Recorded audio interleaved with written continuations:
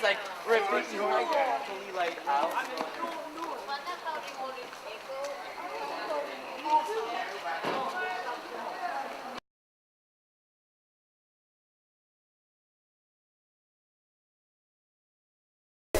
Well, I just wanted to welcome you all to Geneva, the international city where many decisions are taken and made and projects launched. We were young.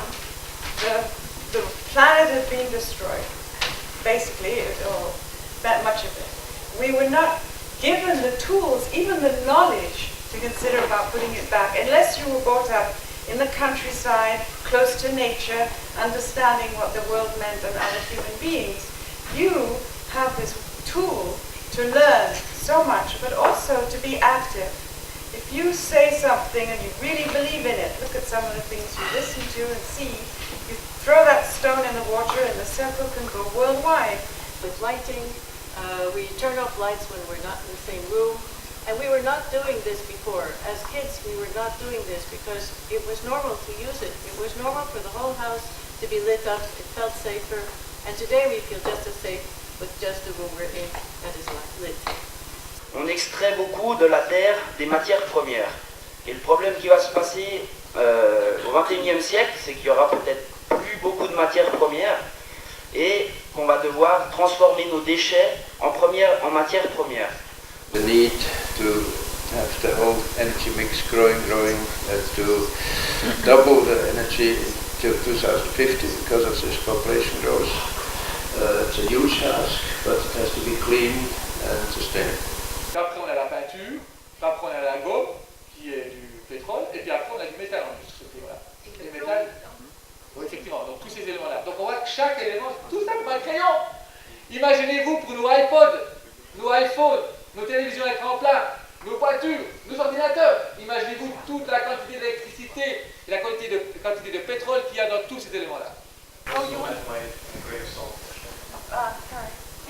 If we were to have a split of the global population in this room, on 7 billion people, there are 2.5 billion that do not have access to adequate sanitation.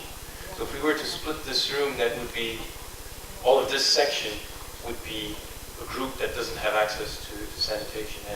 And hence, it would take a lot of people on this side to help them resolve this challenge. And the challenge is so huge, with almost 1 billion people not having access to clean water, 2.5 billion not having access to sanitation, that it will take all the help we can get. We have to support the transfer from the big cities to the rural areas, and we have to find good infrastructure for them. Those people, what they need only a pipeline going from one source of water, and their life will be changed. And not only that their life will be changed, but they will change the life of the others. So we don't want them to move from their places to the water.